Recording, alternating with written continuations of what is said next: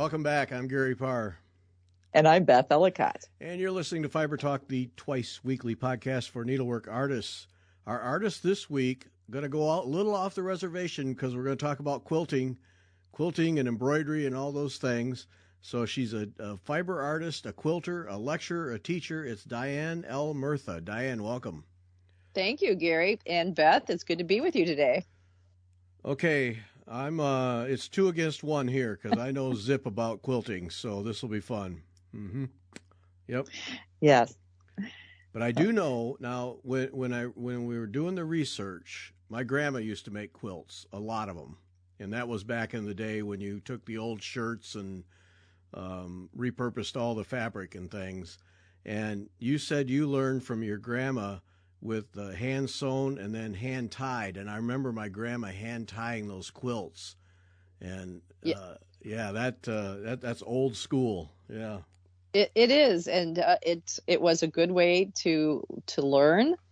Actually, the first class I took back in the late 80s, early 90s, so she kind of taught similarly. But my grandmother made me, I was hand stitching the pieces together, and my stitches were too big, and she made me tear them out and redo them. I was terribly embarrassed that my stitches were not good enough for my grandmother, but it was a really good lesson to learn about why stitches need to be small so that the quality of the stitches is important so that the quilt lasts. And I still have this quilt, that the very first doll quilt I did. Oh my, that's neat. Yeah. Yeah, we still have one of my grandma's quilts. It's in kind of ragged shape, but hanging on to it. Yeah, yep, cool stuff. So what was the tying? Was it to keep the quilting from moving around because you didn't do right instead of quilting it, machine quilting it. So you have your 3 layers, your back, your batting, cotton batting, and then the top quilt. And you either tie them so you're sandwiching and holding those 3 pieces together, or you hold them together by quilting them with either hand stitches or machine stitches. So in this particular case, my grandmother, had the good sense not to try to have a 7-year-old hand stitching all of those. She says, we're just going to tie this one. So, and by securing the 3 layers together, that helps ensure the quality of the quilt and, its longevity. Okay. The wear factor. I'm learning. I'm making notes. So how many have you made quilts, Beth? You've made quilts, right? Yeah, but only a handful Okay. of quilts. And I think I hand quilted one. That was a crazy endeavor. And all the rest I've sent out to be machine quilted by somebody else because that's the best way to do it. Yeah. To have someone who's an expert to it.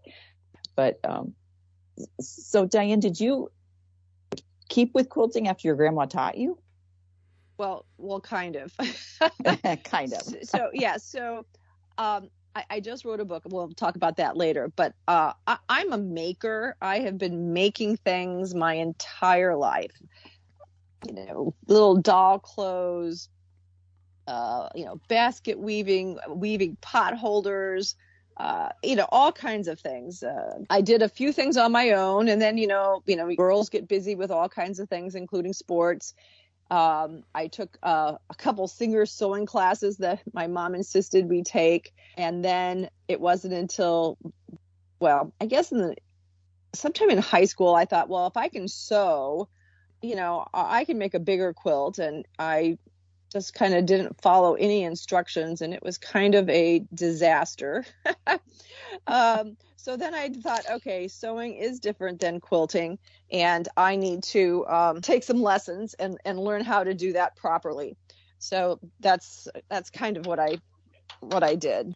And so then it wasn't until the 80s that I decided to really start quilting again. And of all of the things that I did, weaving baskets and painting and woodworking, all of those things, I guess I was more drawn to the quilting because it was something that my grandmother had done. And it was a mobile kind of project for the most part. I worked for 32 years for the Department of the Army as a civilian, and I traveled a lot. And I thought, okay, I can't get in trouble if I'm in my hotel room at night, hand quilting, So I was more drawn to that. So then I realized with the hand quilting, there were so many projects out there, so many beautiful things that I wanted to do that I would probably only get a couple of hand quilted quilts done in my lifetime, that I'm like, okay, I've got to switch to machine quilting because, it was just, a kid in a candy store. There was just so many wonderful things that I wanted to do. What drew you into quilts more than like painting or sketching or is there? So one, the mobility of the project, but I think it was because it was something that my grandmother taught us to embroidery, to cross stitch, knit, crochet. But for some reason, I remember the quilts. And Gary, you mentioned, quilts from your family. They were utility quilts. Every time we went fishing with my grandmother, my grandpa would pull an old quilt out of the trunk of the car. We would lay it on, on the grass next to the pond. Yep. We would, if it was too hot in the house, they didn't have air conditioning in southern Iowa. We would take a quilt, throw it out under the shade tree, and we'd all sit out there. So those are really fond memories of, my grandmother, those quilts. I can, see her at the trundle pedal machine and her pile of sewing things. So those were the things that kind of really warmed my heart about quilts. The other was the whole, it's really a women's art from, so many years ago. And they were doing it just, for warmth and bedding, but they still were able to make beautiful things with very little fabric choices or tools. So they used a lot of creativity with the limited things they had, leftover fabric from dresses or old shirts, like you mentioned, Gary, or scraps left over from, I remember my grandmother, it was scraps left over from curtains. And they still were able to make some beautiful things. So my philosophy had been for a long time now to primarily use what I have and to always quilt it myself like my grandmother did. It's so cool about those because now, I made one quilt in my life, and that was 8th grade home ec with Miss Sakamoto, because we had to learn how to use a sewing machine. And so I thought I'd lost it, but when we moved here a couple of years ago, I learned I had not lost it. And, it's just like a dowel, like you said, a dowel quilt. But, in the fabrics that I used, I remember those from some of my shirts. And, I'm hanging on to that sucker because it's, there isn't one corner that meets anything, but, but it, it has memories. And I remember that too with my grandma. Yeah. There was always a quilt somewhere for something. Yeah. Yeah. And I remember my grandmother made quilts, but she made them out of polyester. In fact, I just a few years ago ran across some that were not quilted, and I had to have someone professionally quilt them.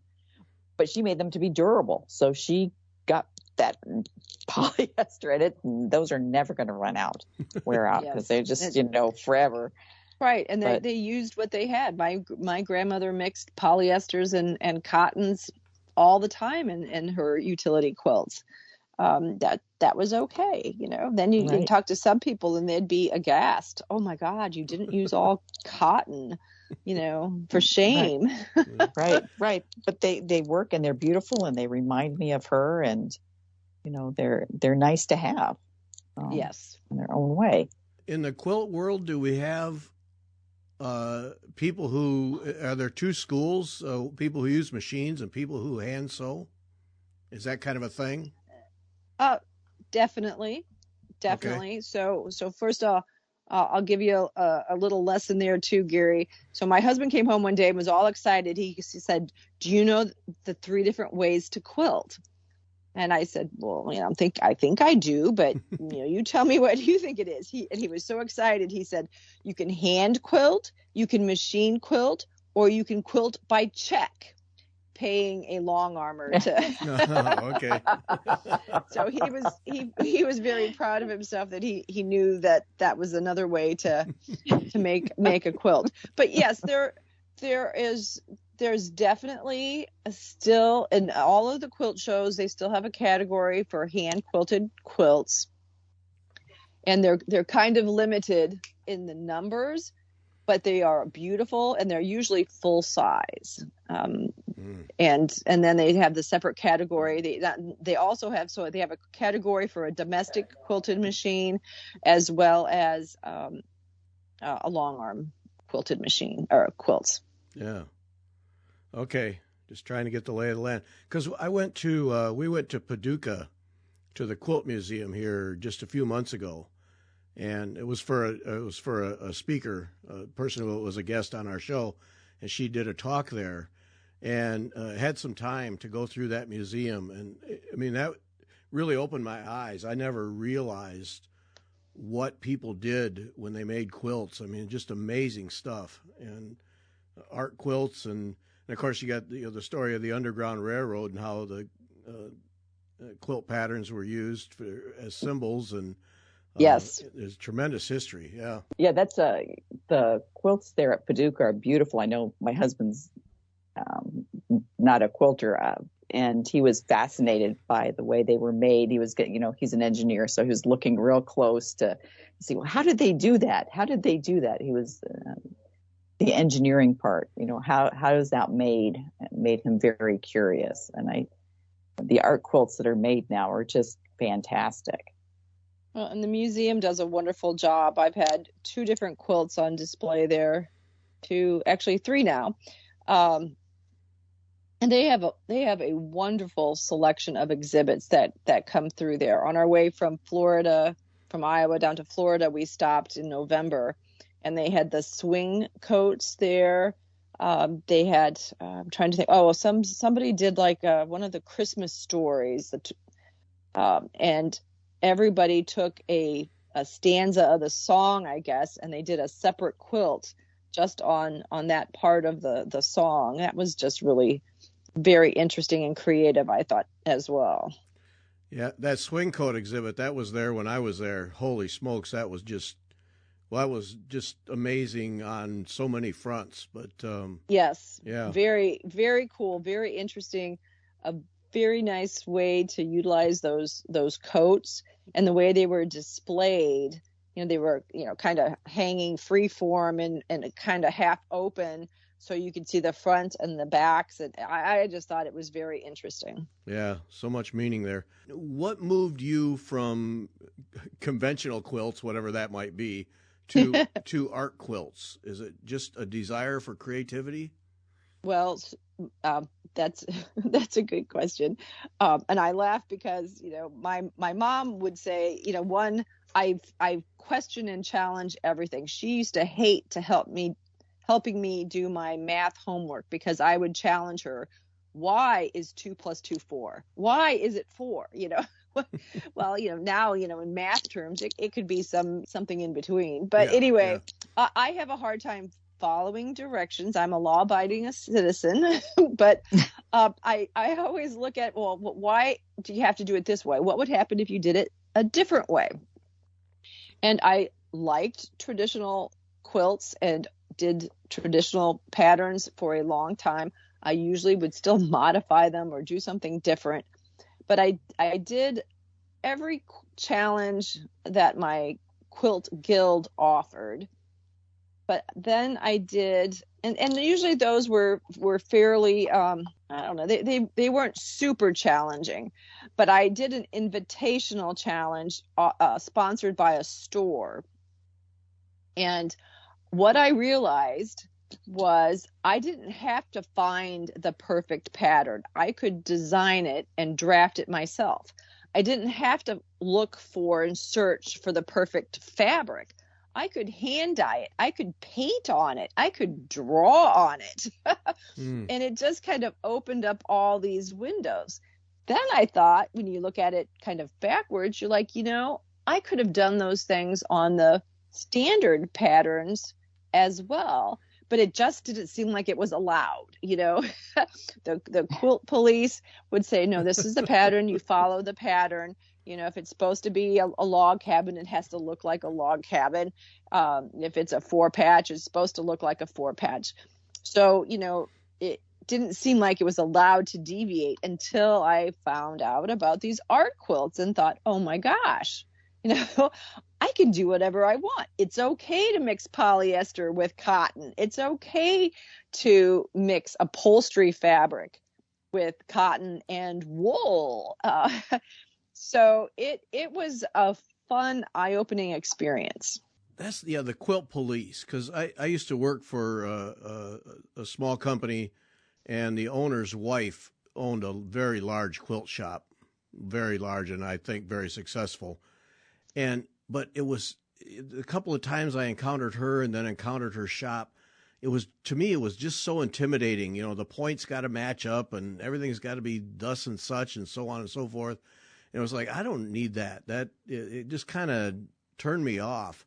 But so it was literally quilt police. I felt like, I could never match up to that. But yes, and that's, if you want to be a blue ribbon quilter, those are the things you strive for.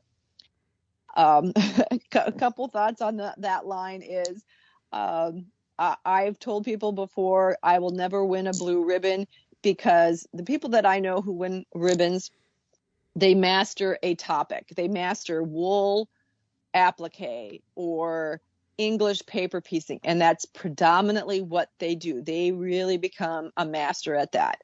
I'm a jack of all trades. I jump from one thing to another. Ooh, that looks interesting. Let's try that. So I never get to be very skilled at that, any particular thing, but I am willing to try. I'm willing to make mistakes, and I'm willing to keep trying.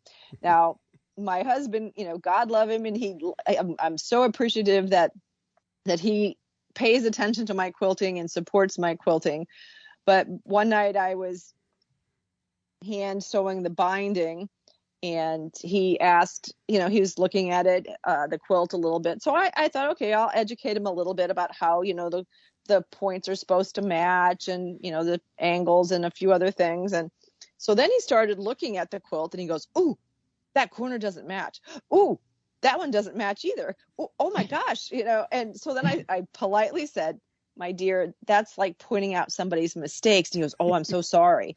Then he waited a minute. Then he waited a little bit. I'm impressed you were polite. Smack upside the head. Please leave.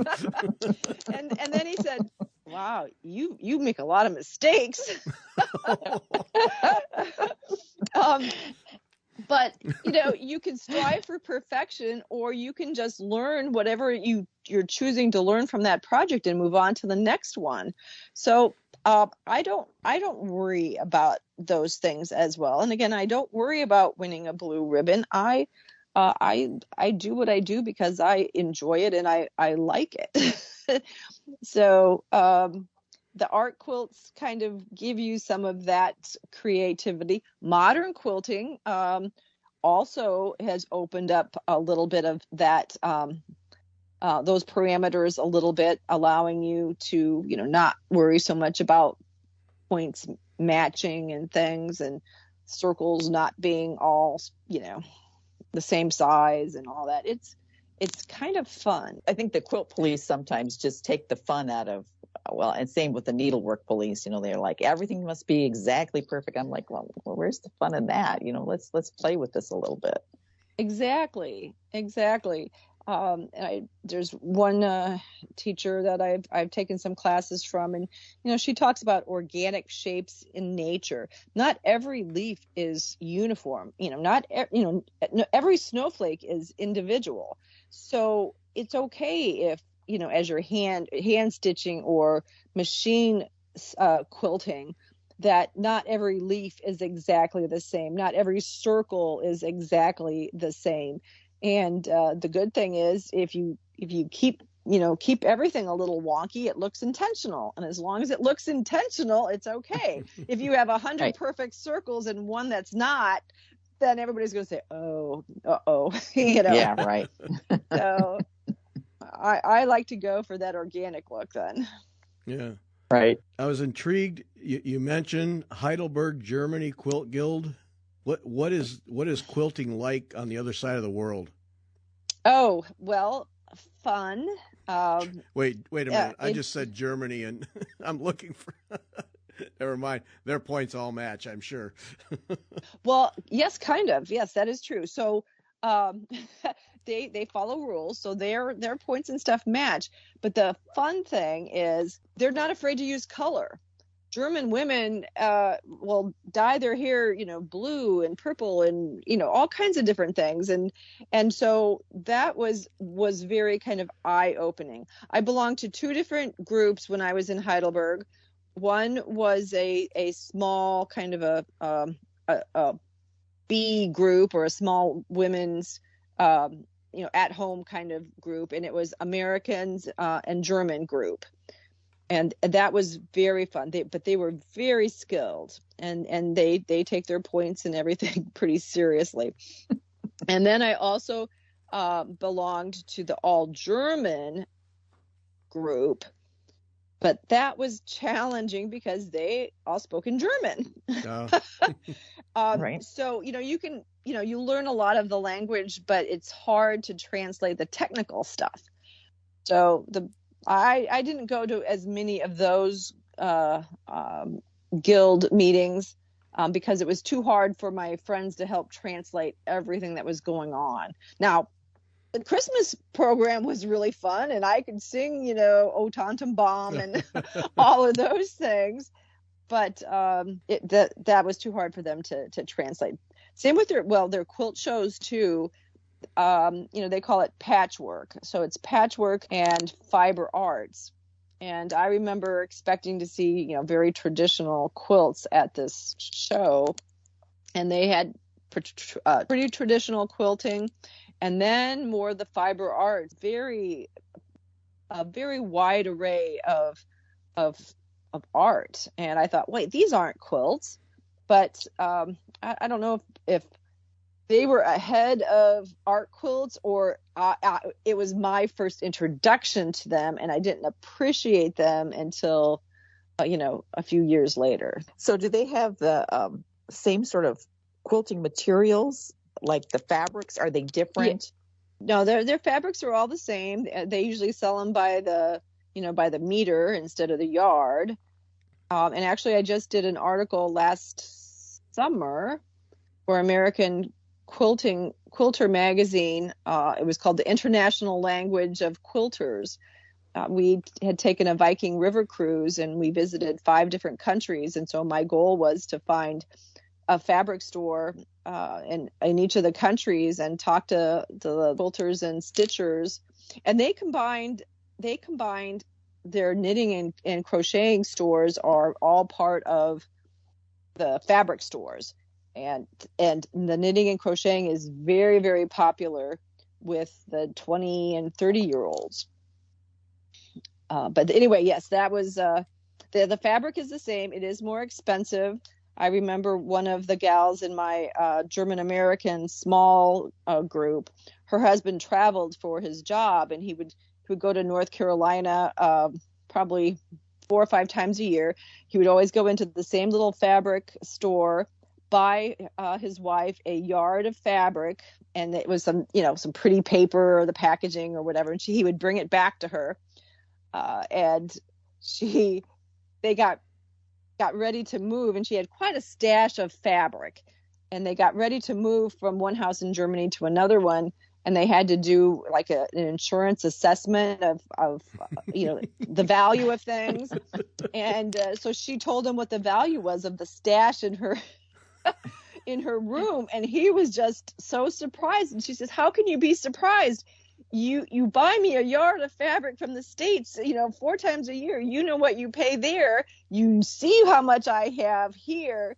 And she just said, he's like, you spent all that money on that fabric? And her response was, no, I stole it. What do you think? Of course I bought it. And then she says, well, maybe I kind of, shot myself in the foot, because now he knows how much I'm spending by how many piles of fabric I have here. But so if they have an opportunity to get fabric online or fabric other places, they tended to do that, because it was a little bit more pricey for their sewing materials. I just didn't know if it was like different, because I know, like, I think in Japan they have it's not that the fabric is different, it's just like a different patterns or things that are more popular there than here. A difference there. So yeah. Now, when I did my background research for that article, I was also surprised that a lot of the Europeans are buying the fabrics to make clothes, especially the younger people. They're making clothes for their babies, making sheet sets and curtains and clothing. So the particular places I was at, they said the quilting was not as popular as some of the other things. In the one shop, I remember a gal walked in and she was probably in her 30s, but she had knitted her skirt that she was wearing and knitted the vest that she was wearing. And so she came in, kind of showing off her knitwear. And I just thought, oh my gosh, that was just amazing. So I thought that was very interesting about the differences in how, in the United States, a lot of times our fiber, we have fabric in one store and we have the yarn in a different store, and right. The beads and in another store, but they have it kind of all combined. Just dump it together, sort it out. Yeah. So talk about your quilting before early retirement, and then what happened afterwards. That was the look out, here I come kind of thing? Yeah, well, kind of. So, I'd always been quilting, but I was working a 12 to 14-hour job. So I quilted on the weekends, or, just fast enough to get a project done for, a holiday or a birthday or some special event. Taking classes, going to retreats, but just didn't have a whole lot of time. I would have these great ideas, and I would, I'm like, okay, I'm going to change the border. I'm going to do something else. And then I realized I'm running out of time. I've had this project going for, months and months and months. And 1, I'm getting bored with it. And 2, I just want to get it done so I can move on. So I was stifling my own creativity because of the amount of time I had or didn't have for it. So I took the early retirement, and I started to kind of spend a little bit more time in the studio. And I guess just ahead of that, I had started doing the art quilts and doing the challenges. And so a challenge is sponsored by either an individual, a fabric company, a museum, or a store.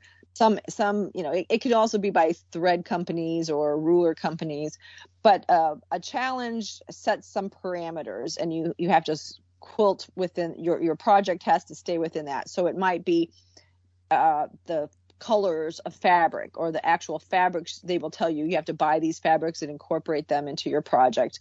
It has to be a specific size, or it has to match a certain theme. So I started, doing these challenges, and they were just very fun and very creative, and I just could, design them myself, and I was having a lot of fun. And one of my friends, Donna DeSoto in Northern Virginia, she had offered a challenge, and it was for the 100-year anniversary of national parks. I picked a subject, she approved it, and I started working on it. And then 3 foster children arrived. We were expecting 1.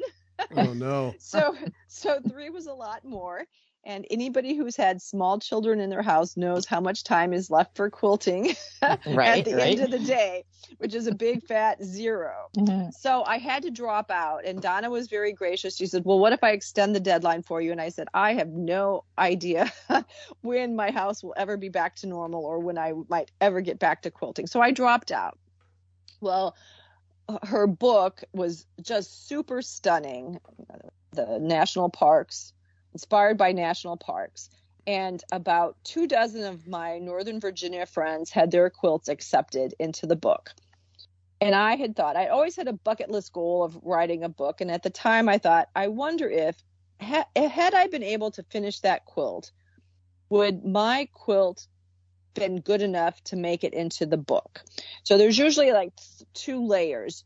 Your quilt may be accepted into the exhibit, which could travel for up to 2 years. And sometimes they have a book along with it and sometimes not.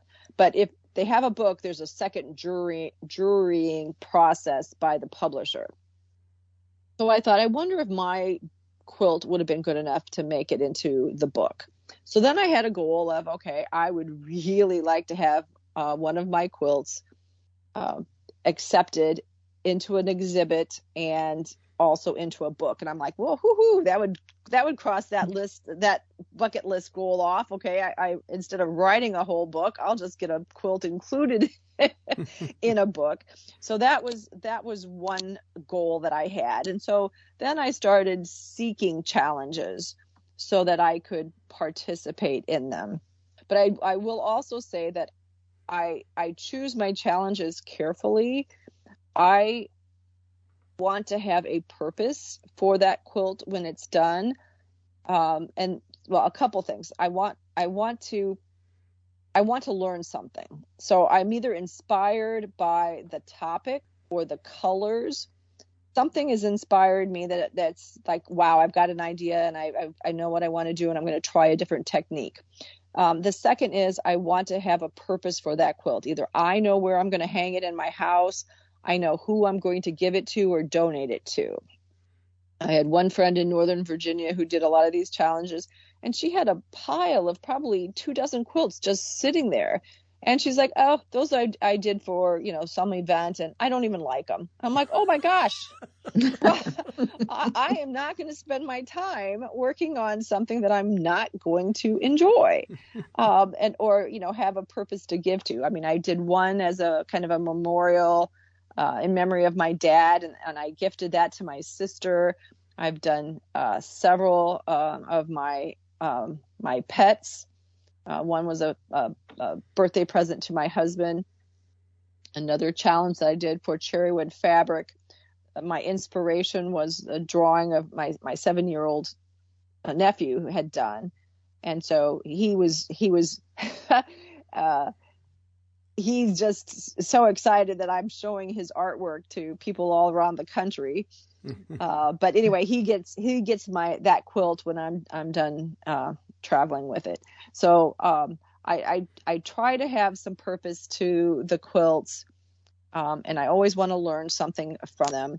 And now that I'm lecturing and I have a couple lectures on challenges, I like to keep my lectures fresh by inserting new challenge quilts in there. But the challenges just were very fun and let me do many different things. And I just really liked that.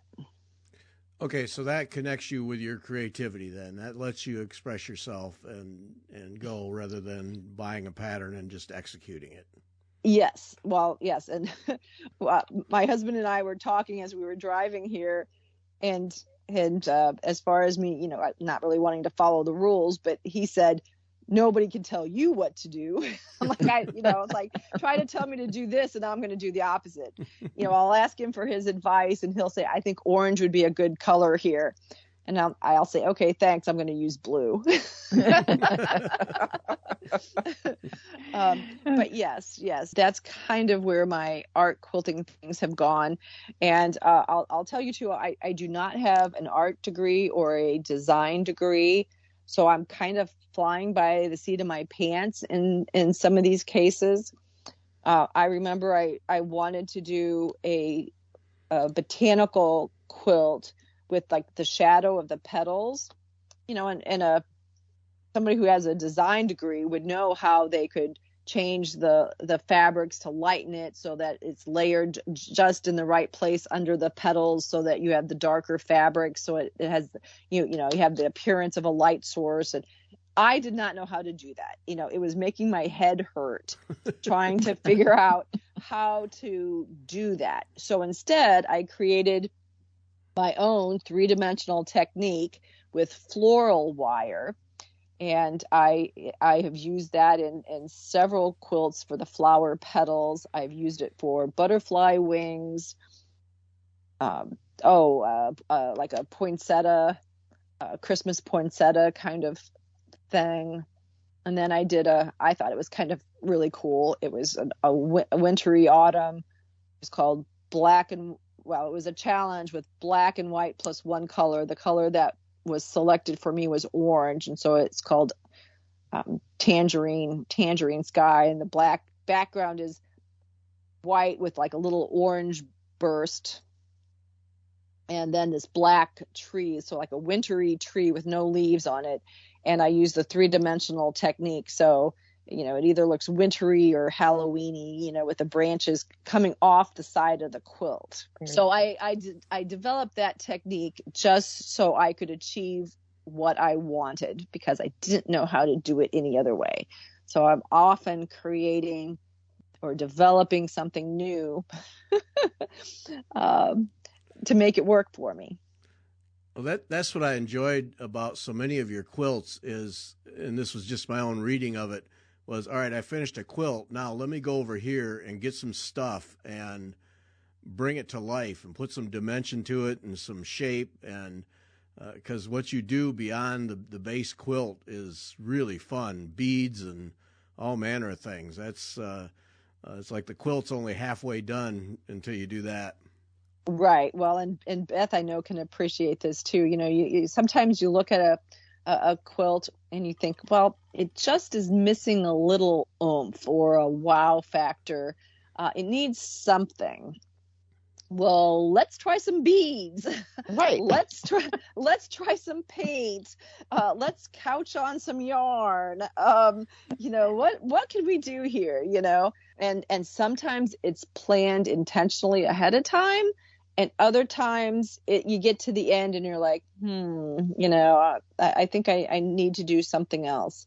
I really enjoy beading. I haven't done as much of it as I would like, but it is so relaxing. But I found many opportunities to include beads in my projects, and I'm really enjoying that. And I talk in my lectures to other quilters about how to incorporate beading and embroidering and big stitching into their even traditional quilts. And one gal from the Mississippi Valley Quilters Guild, she was part of a group. They all did the same traditional quilt. She chose to do hers in a Halloween kind of fabric.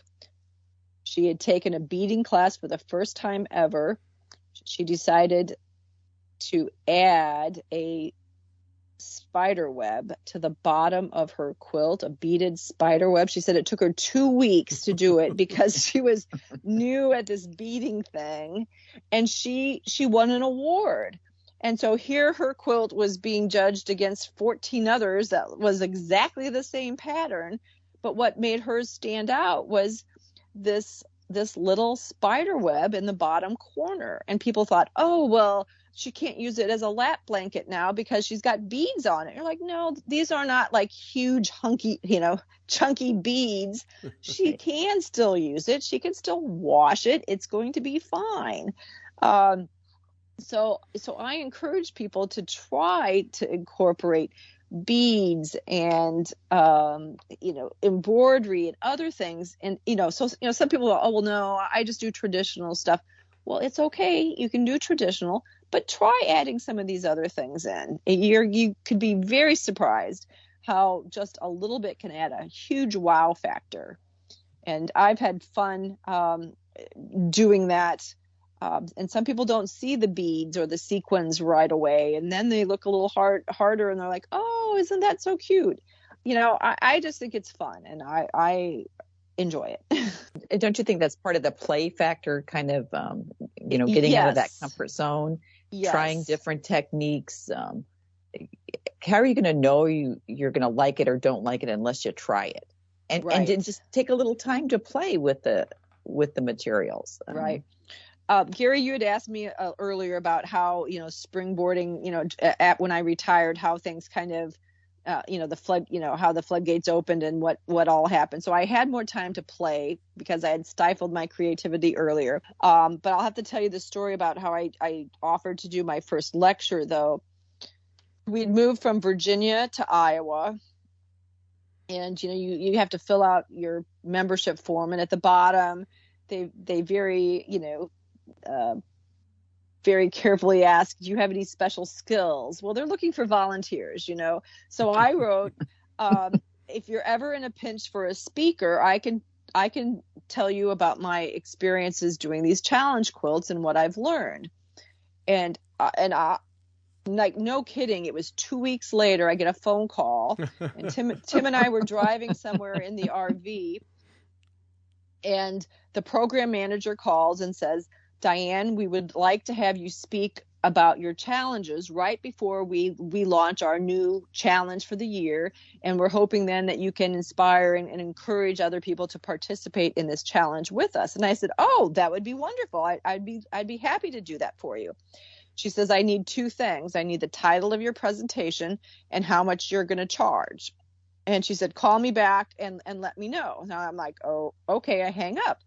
Well, I had planned to do it for free as a member of the guild, just, me giving back to my organization. Right, yeah. And I'm telling my husband this, and he's like, take the money, take the money. So then, I start doing these lectures, and my brother said, people really pay you to talk? I said, yes. And he kind of like half under his breath says, I'd pay you to be quiet. Did you kick him? Well, then my husband says, I didn't know that was an option. And then he said, but I think that would cost me a lot more money. Yeah. So I was lined up to do this one for the local guild, and I thought, well, hey, they hardly know me. I moved from Virginia to Iowa. I've only been here about a year. If they're willing to pay me to speak to them, I bet, my friends in Virginia, I mean, there was, a dozen guilds that I was associated with. It was an umbrella group. I mean, in a big metropolitan area, we were one of an umbrella group of 12 guilds. I thought, wow, I should ask them. They might want me to come out and speak to them. Well, they did. I went out to Virginia. I called it my kickoff tour. I did four lectures in, I think, 10 days. And it kind of just exploded from there. I remember talking to a program chairperson from the Des Moines area Quilters Guild, and she was excited about the lecture, and we actually met for lunch. It was in the middle of the winter, but she came from Des Moines, I came from the Davenport area. We met somewhere in the middle and had lunch. And she says, well, we're a big guild. We're going to want 2 lectures and 2 workshops. And I said, well, right now I'm just lecturing. I mean, I just a little bit above an average quilter. I consider myself a little bit above an average quilter. There's people that know far more than me. I wasn't planning on teaching any workshops. And she patted my arm and she said, honey, you have a year to figure that out. Because she was booking me for the following January. So I'm like, oh, I'm jumping into this. Basically, your quilting career you got dragged into then. Well, yes. Well, yes. I mean, the business side of it. But what and I taught a class and lectured in Bradenton, Florida, Monday and Tuesday of this week. And I told the ladies there, I'm not doing this to pay my electric bills. I do this because I enjoy it.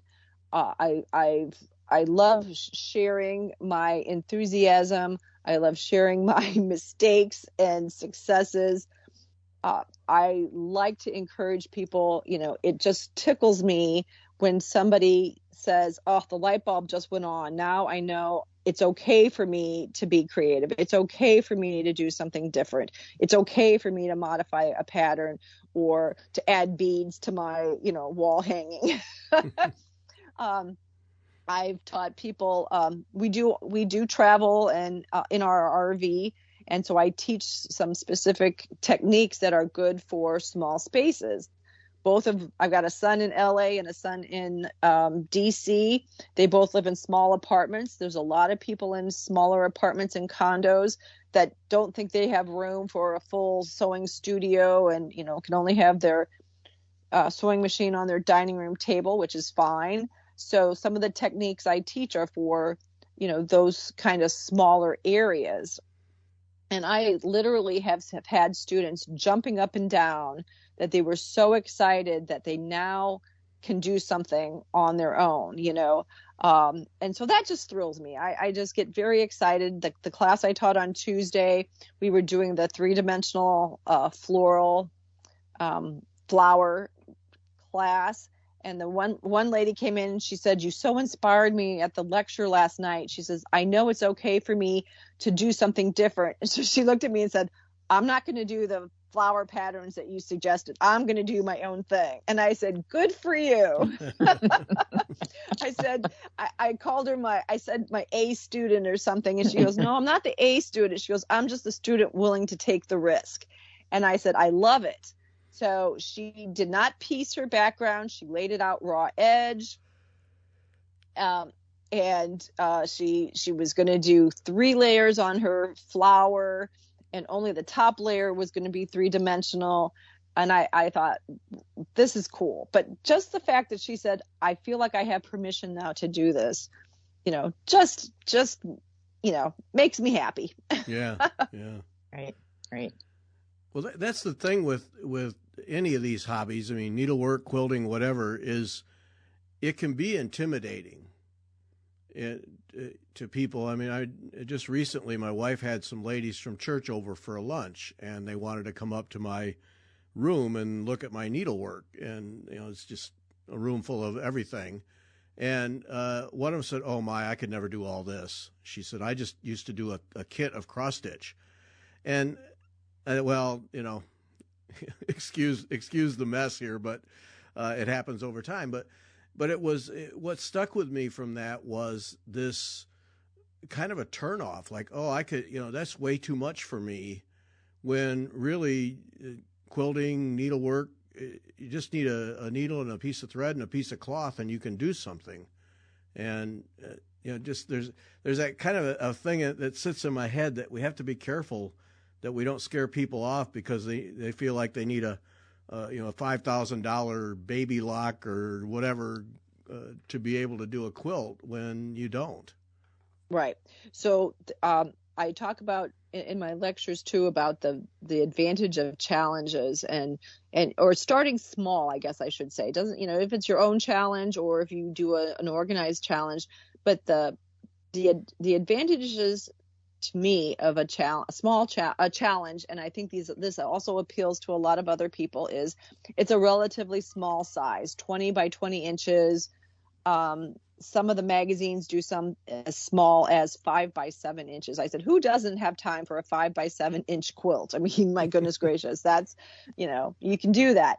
The other is because of the small size, you have a limited amount of time and money invested into a small project. And then, fourth, you get to play with something different, either the different fabrics that they're requiring or the theme. And so, you may not have the courage to try this on, your first grandbaby's quilt or your only daughter's heirloom wedding quilt. But maybe after trying it on a smaller challenge project, you'll have the confidence to try it in a larger project. And in class, even the other day, your point about people thinking, you don't want to turn them off, they'll say, well, what do I need to do? And, I try to turn it around and say, what would you like to do? Well, I was thinking about using this thread, but I think you're going to tell me I need to use that one. And I'm like, no, you can use a matching, you can use contrasting, you can use a variegated thread. What do you want to do? What would make your project, what would make it happy for you in your project? So then sometimes it's like, oh, this is too many decisions. Now I can't decide. Right. So like, okay, we only have so much time, so we do have to kind of keep moving. But you can do what you want. Or they'll say, is it okay if I add 2 leaves instead of 3 or something? Absolutely. You can do that. And I think needlework is the same way. Any kind of needleworker that you get this, well, I got to use this fabric or I've got to use this special thread. You can use whatever you want, whatever color you want, change it up, make it yours. And I think sometimes we get stuck in a rut. Well, mine's got to look exactly like what the pattern says or exactly like what the teacher says. And right.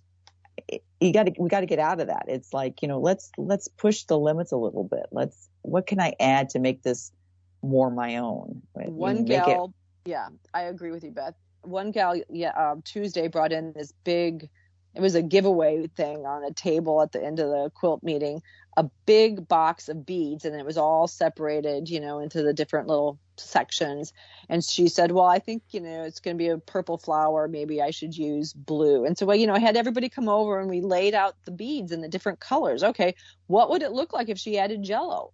What would it look like if she put purple on there? And what if it was a combo of green and orange?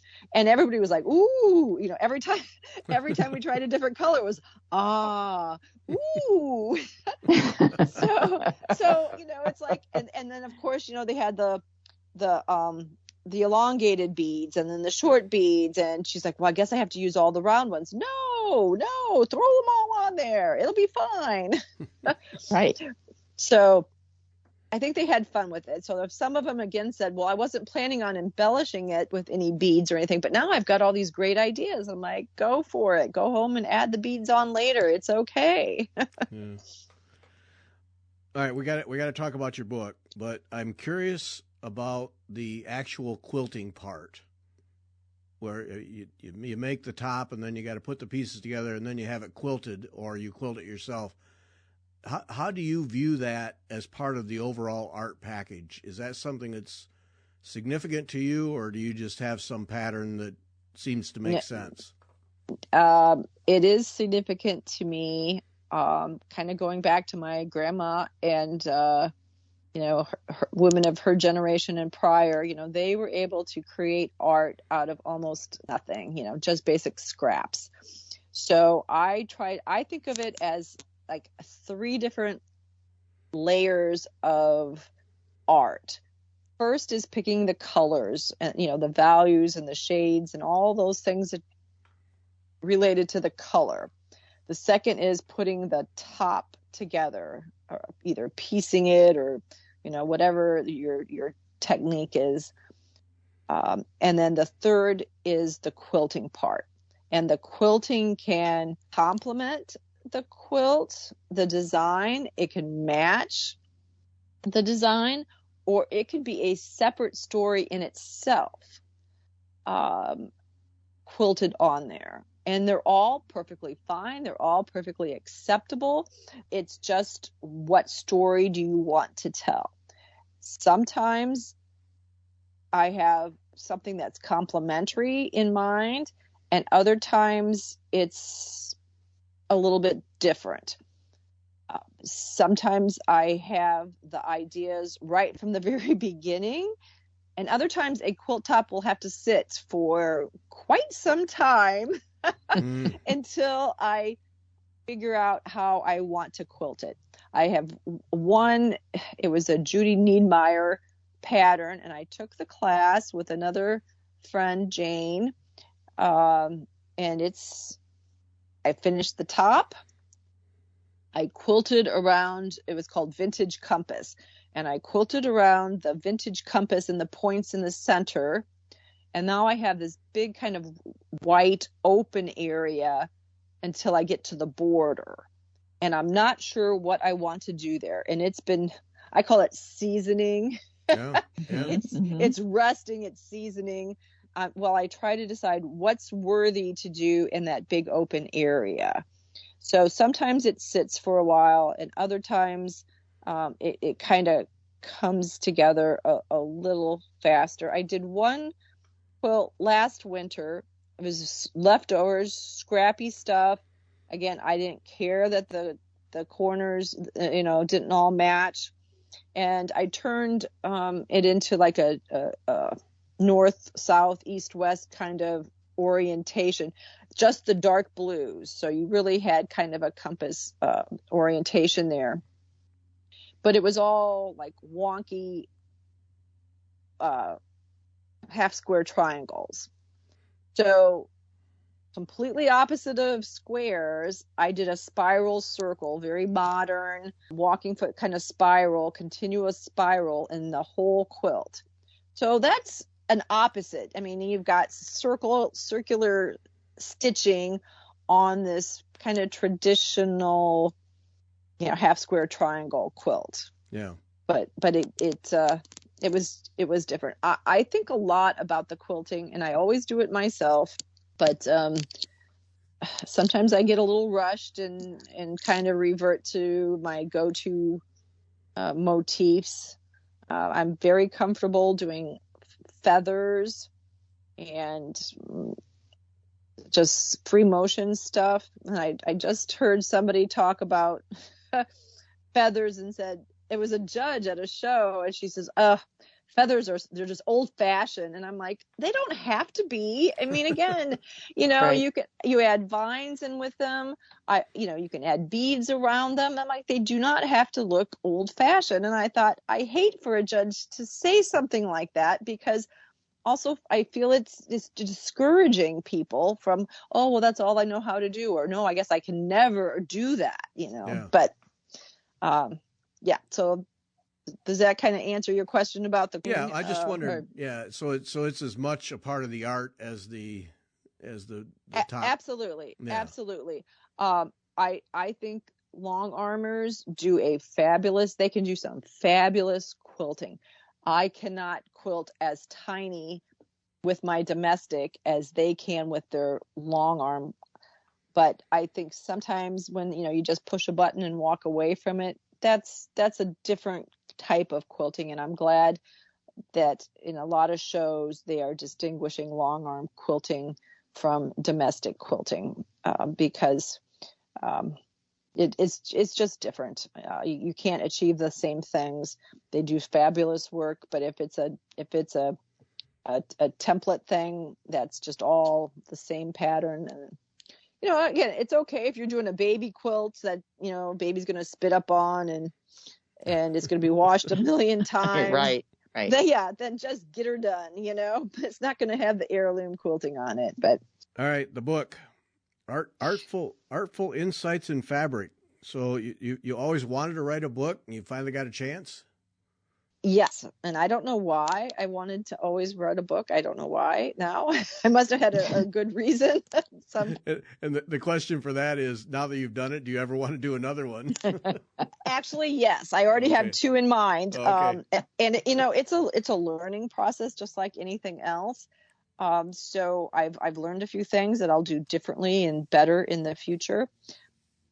So my sister is one person, but other friends have said, you need to document, stories. My Challenges Quilt lecture is a lot about the stories of my successes and failures and all the laughs my husband and I have had about, things gone wrong, hand-dyed fabric that, disintegrates because I did something wrong, And I've had people come up to me at the lectures and say, "Oh, I'm so glad you told us about your mistakes." And afterwards, I thought, "Do I really make that many mistakes? Oh my gosh!" And they're like, "No, it helps us. It's like you're human and you're willing to talk about them and laugh about them. So it's surely okay for us to make some mistakes too."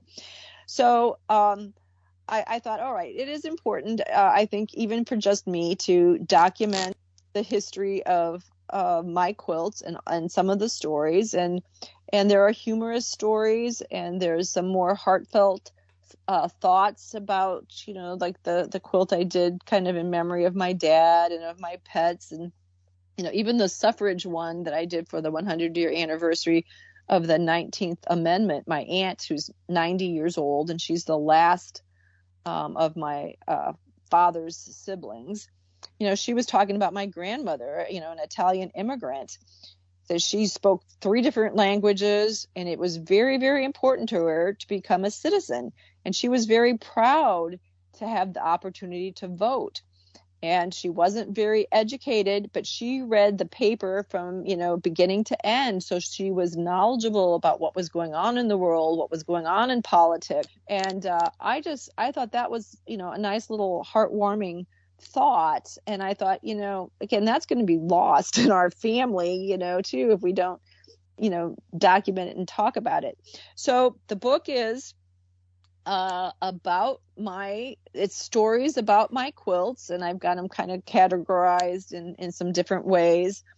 But it's, quilted, artful insight in fabrics. And so all those crazy thoughts that you have as you're sitting in your sewing room, or Beth, you're sitting there with your needle and thread and, right. and these crazy thoughts that go through your head, and plans that you make, big grandiose ideas, and they don't come to fruition for, whatever reason. And then, the bits of wit and wisdom. And my husband and I did all the narrative and, all the pictures for the book, and he learned about Adobe InDesign, and he kind of married them together in the software program. And we get to the end, and he's like, I just don't know about this title. And I'm like, what do you mean? He's like, well, I don't know. Is it even funny? Is there anything in there that's... And then I'm like, well, remember this story and remember that story? He's like, oh, yes. Okay. He says, I guess we've just been looking at it so closely that he forgot these things. So that's kind of what the book is about, is those stories. And, some of the design thoughts and decisions that I made in making the quilts, and who inspired me. And I've had several people. I had one friend last night. She bought a book for me before I left for Georgia, and she texted me to say, I'm on page 25. She goes, and I can't put the book down, and it's really helping me. She goes, you always, when you go to a show, you look at these quilts and you think, I wonder what their inspiration was, or, like the artist's statement doesn't tell them enough information, Yeah. So, my friend Bonnie said, she goes, this just helps me. Like, I have an insight right into your brain and into the quilt about what you were thinking. And I thought, oh man, that can be kind of scary. That's great. So then it's not a, here are 15 projects you can do. It's no. Not that at all. No. And that's why, it's, I think, a wonderful book for quilters, for people who admire fiber art, anybody who's had a quilt in their family or knew somebody who quilted, or just enjoys pretty pictures. Yeah. So there's a lot of fun things, I think, about the book. Man, now I want to read it. Every show costs me money, I know. every time. Darn it. It's bad. Yeah. All right, we got to wrap up. But now, coming up at the end of April, I got to go to the Quilt Museum in Paducah, Kentucky. And wow, even if you're just passing through and have an hour, that is one stunning building full of really great art. But now you're at Quilt Week, April 26 to 29. Are you lecturing? What are you doing there? I am teaching. So that's the American Quilt Society's show in Paducah. I will be teaching 3 classes, and I know 2 of them are sold out. I'm not sure. I haven't looked online about the 3rd one, but that'll be my first AQS show.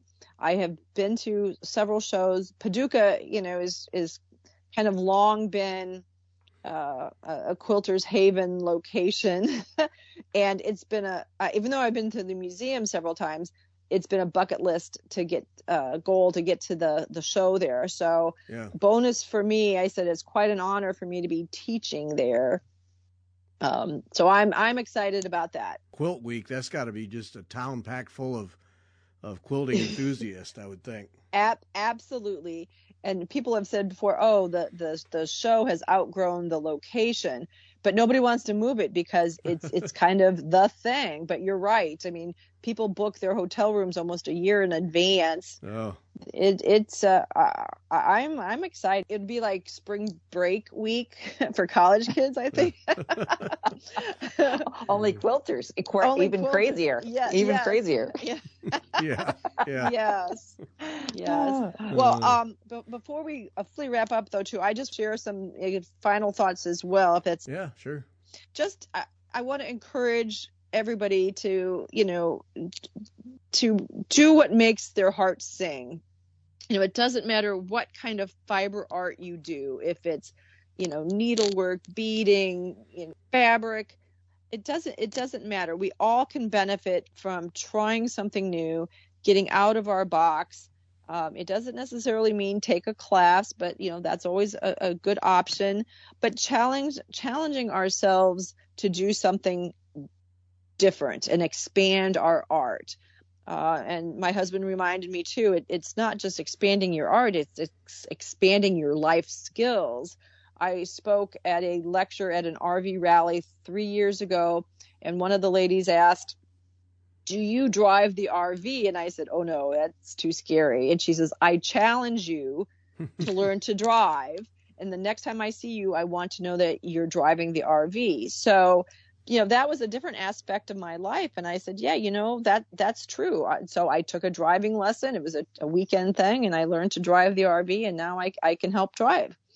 But it's just a wonderful way to expand, your life in general, is with the fiber arts. And you know what? We never even got a chance to talk about, the benefits of slow stitching. Oh my goodness gracious. You'll have to have me back and talk about that. Yeah, we will. Well, and I wanted to ask about that. We just ran out of time. So, all right, you got to come back then, because I want to learn about that slow stitching, and there's so many things. Yeah. We got about half of what's on the list here. Yep. So it happens. All right, Diane, thanks so much. Really enjoyed it. Appreciate the time, and really enjoy your art. It's terrific. Thanks for sharing. Gary and Beth, thank you both for having me. I appreciate it. All right, and thanks to everyone for listening.